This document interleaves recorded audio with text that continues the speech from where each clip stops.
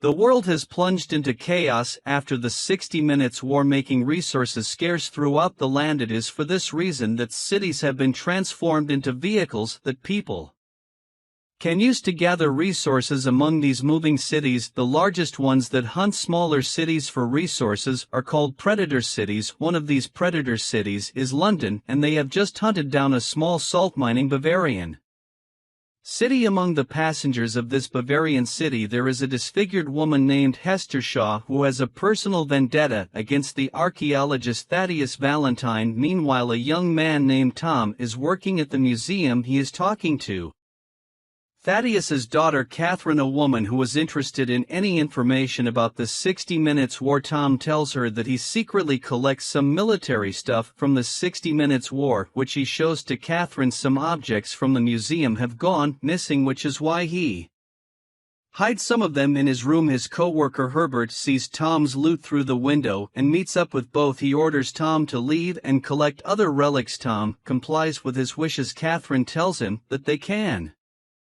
ride the train system, which is normally inaccessible to Tom's low class. As such, they immediately reach the underbelly, where Catherine bumps into Tom's friend Bevis. However, Bevis does not want to talk with Catherine because she is from the elite class. Afterward, the two witness the people of the recently captured Bavarian city being corralled toward London. They are told to leave their belongings behind. The people's belongings, as well as their small city, are then converted into fuel for the engine of the predator city. Here Tom stops a worker from throwing away a toaster, which is already considered a relic. He is then greeted by Thaddeus, who also recognizes the quality of the toaster. Tom, who was a huge fan of the man, introduces himself. Thaddeus recognizes him as the son of two former archaeology. Tom replies that he followed in his parents' footsteps, although he always wanted to be a pilot. Among the people being corralled, Hester sees Thaddeus and finds the opportunity to stab him there. Hester tells him that this is for her mother Pandora. She manages to stab him once before being stopped by Tom because the guards are closing, and she immediately runs away, and Tom chases her through the Bavarian city, which is being destroyed at the moment. Eventually, Hester finds herself cornered in a garbage chute after seeing that Thaddeus and Tom are approaching her fast. As such, she tries to go down the chute, but she is caught by Tom before falling. Hester tells him that Thaddeus killed her mother. After Hester falls down the chute, Thaddeus arrives at the scene and asks for the assassin's whereabouts. Tom is honest with him, saying that she fell down the chute and said something about her mother being killed. However, hearing this, Thaddeus kicks Tom down the chute to silence him. Soon after, Catherine and some guards arrive as well, and Thaddeus lies to her by saying that the two fell while fighting. As they are leaving, she sees Bevis looking from afar, thus making him a potential witness. Afterward, Catherine checks on the health of her father, who tells her that he is fine, as well as assures her that they will find Tom. She then asks him about Hester, but he replies that she is simply an assassin from their sworn enemies, the anti-attractionists. It is an organization that wants to prevent the idea of moving cities because it has been destructive to the world's resources. Later on, Thaddeus gets a call from Lord Mayor Crone, who tells him to hasten the plan regarding the energy project that Thaddeus is creating since their resources are running low. After the call, Catherine tells her father that he cannot allow the Lord Mayor to talk down on him just like that, and Thaddeus agrees with his daughter. He then heads immediately to the top of London's St. Paul's Cathedral. Inside, Thaddeus brings some materials for the continued development of his energy project. His assistant asks Thaddeus about the earlier assassination attempt against his life and informs him about a recently incarcerated stalker, a cot, who has been actively hunting Hester down, which might be useful for Thaddeus. Learning this information, Thaddeus sets his course toward the prison where the stalker is being held. The prison is a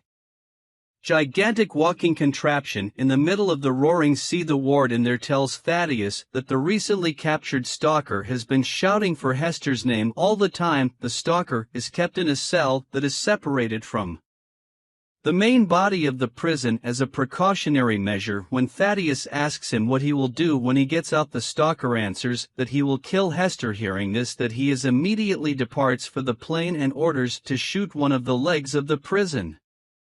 contraption as well as the stalker's prison, letting loose the cyborg stalker. Meanwhile, Hester and Tom survived the earlier fall and are now walking on the ground after evading and searching planes. Hester quickly approaches the unconscious Tom and robs him. Tom wakes up and follows her. He promises her that if she takes him to a trading city she will never see him again, and so the two of them walk the dangerous wilderness. While resting, Tom tells her about his dead parents from 8 years ago, but when it is Hester's turn to tell her backstory, she refuses and sleeps instead. Later on, she wakes up from a bad dream and sees Tom waiting for help to some approaching cities. However, unknown to Tom, the approaching strangers are actually scavengers that hunt people. As such, they try their best to run away from the scavengers, throwing harpoons at them. At one point, Hester gets wounded by one of these sharp weapons. Luckily, they survive when some other underground scavengers show up and help them. After confirming that the scavengers at the surface are gone, the underground centipede-like vehicle starts to move. Tom asks for a doctor who can help treat Hester, but the driver tells them there are none. However, he can take them to the nearest trading city, which is due north, and so Hester and Tom stay in a room together for the night. Inside the room, Hester has finally decided to tell her sad backstory to Tom. She is the daughter of Pandora Shaw, a great archaeologist that collects a lot of artifacts. Back then, Thaddeus was an acquaintance of her mother, and he often visited them. One day her mother unearthed a very valuable silver box of unknown content. It was so valuable that Thaddeus wanted to take it from her. Because of this, Pandora fought Thaddeus and gave Hester an eye-shaped necklace to keep, but shortly after that he has killed Pandora. He also scarred Hester's face when she attempted to save her mother. As a result, the only thing she could do was to flee as far as she could. Meanwhile, in London City, Catherine finds Bevis, who is walking in the lower class area. At first, Bevis is hesitant to talk with her, but eventually tells her the truth, that Tom only fell because Thaddeus pushed him. Besides, Thaddeus is building something more sinister, although they have no idea what it is. He wants to get inside and find out, but he has no access. Catherine then tells him that there is another way back to Tom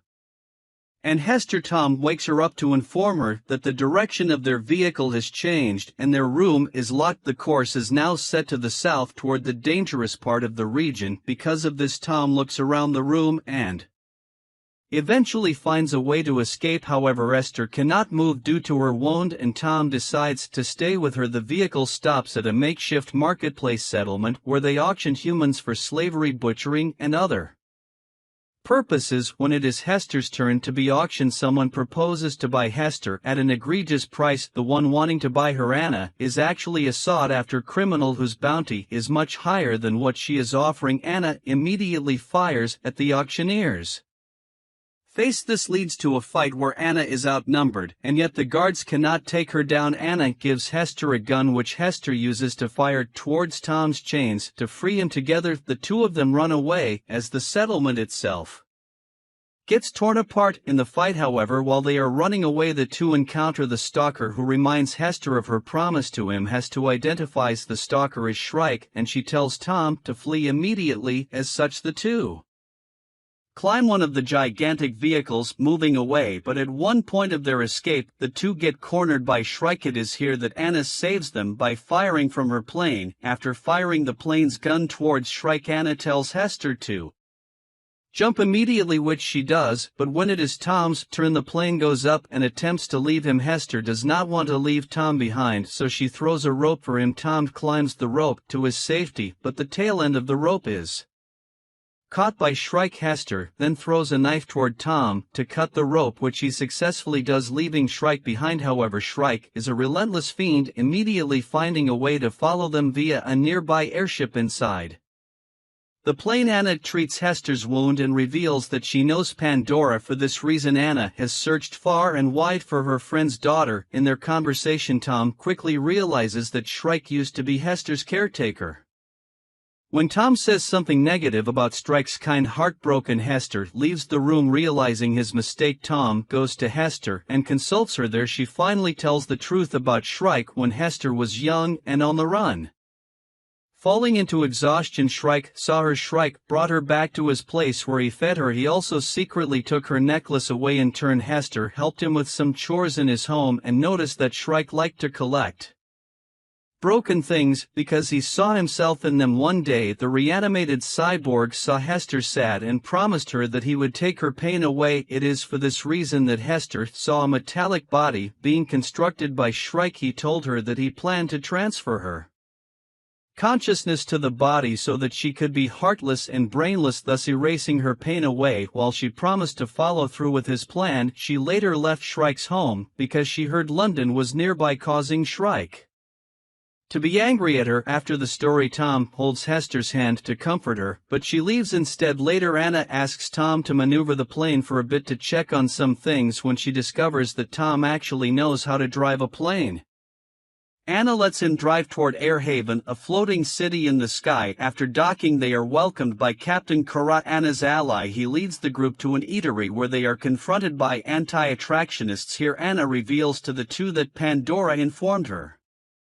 beforehand to find Hester in case something happened to her. She then asks Hester about what it is that her mother uncovered that leads to her death, but all Hester can remember is the silver box. According to Cora, Thaddeus has been buying fusion inverter cells from scavengers. He must be onto something big, because Tom is knowledgeable when it comes to these things. He realizes something. He draws a symbol and asks Hester if this is the symbol from the silver box, to which she confirms. Tom tells her that her mother had found a computer core, the main component to control a quantum energy weapon. Meanwhile, Thaddeus has just returned to London when he is stopped by Herbert, Tom's co-worker. Herbert informs him that he knows where to get a hoard of military objects. Thaddeus then heads straight to that location. A few moments later, Catherine and Bevis head to the museum trying to find out what her father's on to. She tells him about the cat's cradle, a secret pathway towards St. Paul. When they get there, the head of the museum tells them that government people have ransacked the place, specifically Tom's room, through the secret pathway. Catherine and Bevis reached St. Paul's Cathedral. There they see the various military objects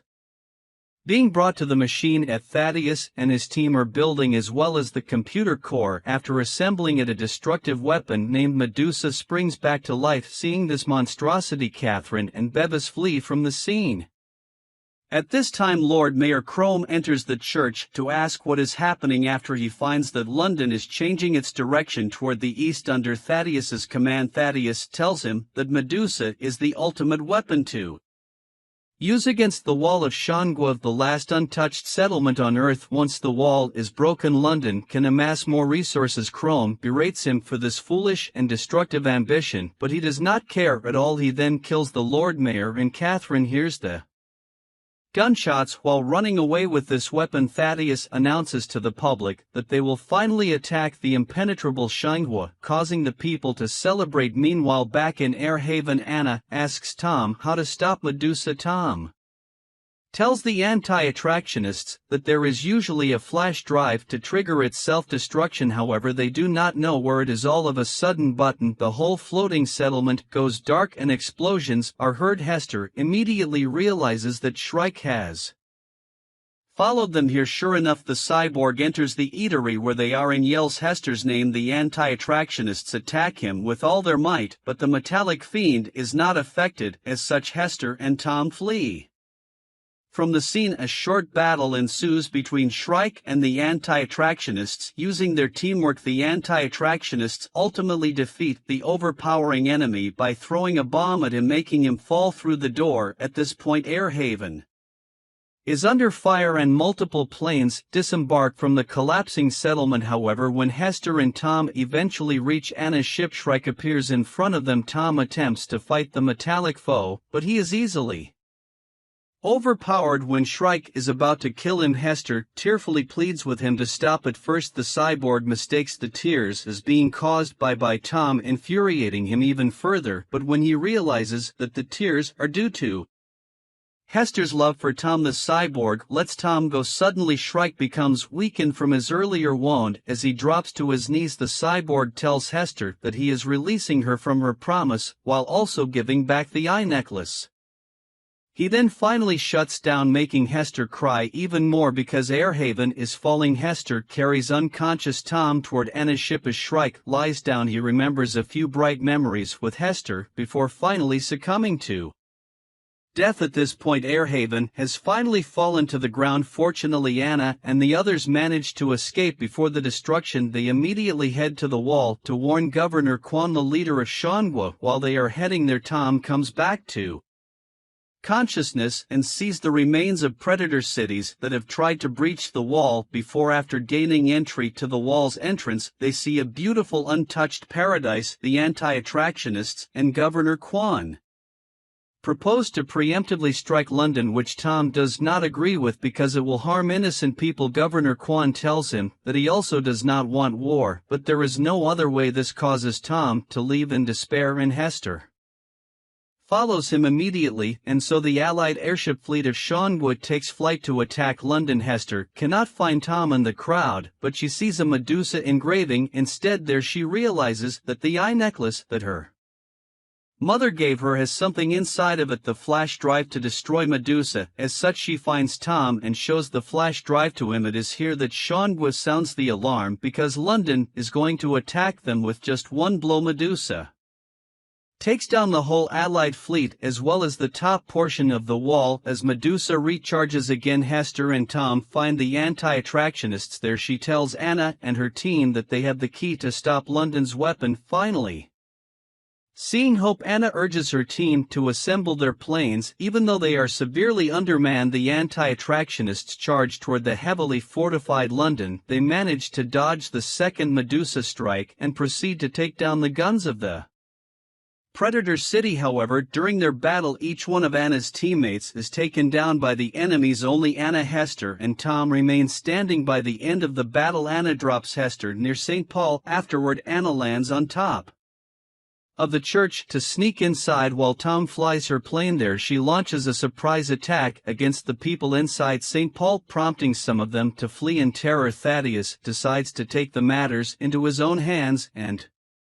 goes where Anna is to confront her. A sword fight begins between them with no one else inside the church. Hester enters and inserts the flash drive inside the machine. Thaddeus does not notice this because he is busy fighting Anna, eventually stabbing her. After pushing the right buttons, Hester finally shuts down Medusa before another strike is delivered and quickly flees the scene. However, Anna is killed in the process as Medusa collapses. Thaddeus goes outside and finds his daughter, who does not trust him anymore. While talking to her father, Catherine hears gunfire from the cockpit of the city. Upon arriving there, she sees that the crew is dead and the gadgets busted, which means that unstoppable London City will eventually push through the wall. Just then, Tom contacts the cockpit and Catherine answers. Learning that the moving city will not stop, Tom has the brilliant idea of shooting the city's engine to finally stop it. Because of this, Catherine opens the city's gigantic door and Tom enters. Meanwhile, Thaddeus attempts to flee via a plane, but they cannot fly away because the plane is tied down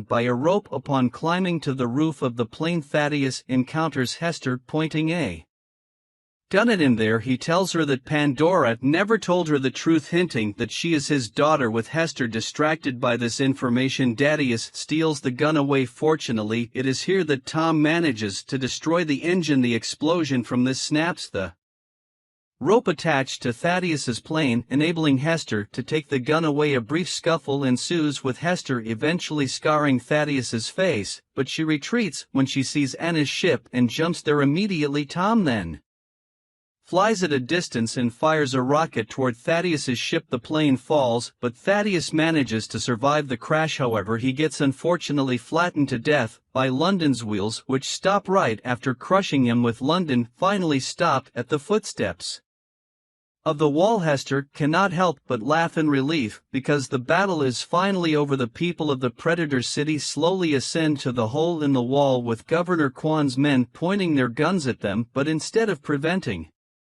them from entering Shangwa, the governor welcomes them. Meanwhile, Tom tells Hester that they can now go where the wind will take them. Overjoyed, Hester embraces him as the plane flies away. The movie offers an interesting insight regarding the future of humanity 1,000 years from Now it is also very amazing in its world building, especially the concept of predator cities. Besides, the movie ultimately showcases the fatal idea of being unable to learn from history. It goes to show that learning from history not only makes us knowledgeable about it, but also can serve as an important reminder for our civilization moving forward. As the adage goes, those who do not learn from history are doomed to repeat it.